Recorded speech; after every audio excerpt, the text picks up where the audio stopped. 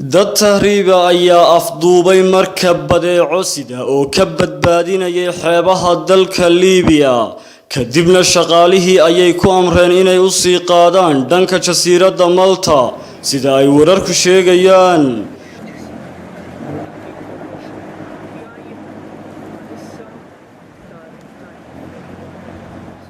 in ka badan 100 ruux oo tahriibayaal ah oo saaran markabka xamuulka qaada ayaa waxaa la sheegay in ay afduubka bilaabeen markii lagu wargeliyay in dalka Liibiya lagu celinayo.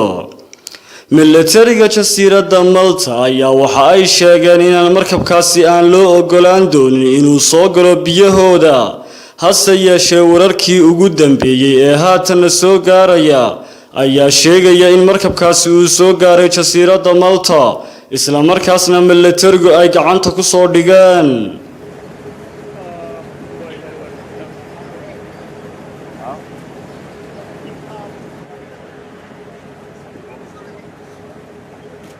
Di orgoglio, grande responsabilità.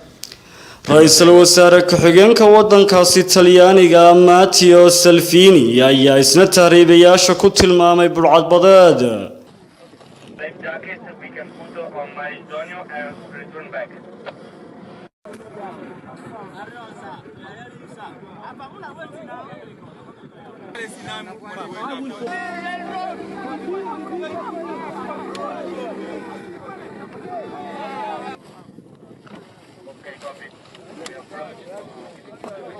arrintan ayaa imanaysa iyadoo midowga Yurub uu sheegay inuu joojinayo gaaf wareegidda badda Mediterranean-ka.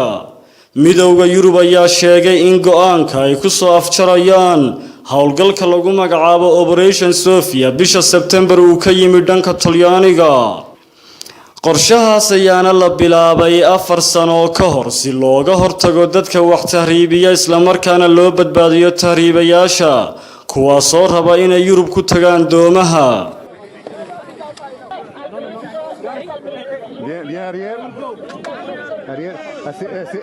We will approach from starboard side, okay? Starboard side. tobanaan kun ayaana lagu badbaadiyay qorshahaasi. waqtiyadii dambe howlgalka ayaa waxaa diiradda lagu saaray shabakadaha wax tahriibiya. arrintaas ayaana sidoo kale horseeday inay heshiis wada galaan midowga Yurub iyo waddanka Liibiya, waxaana hoos dhac uu ku yimid tirada dadkii tahriibi jiray. balse Matteo Salvini oo ah hogaamiyaha xisbiga siyaasadiisu ay tahay garabka midig ayaa howlgalka Operation Sophia ku eedeeyay in tahriibayaasha la keenayo biyaha Talyaaniga.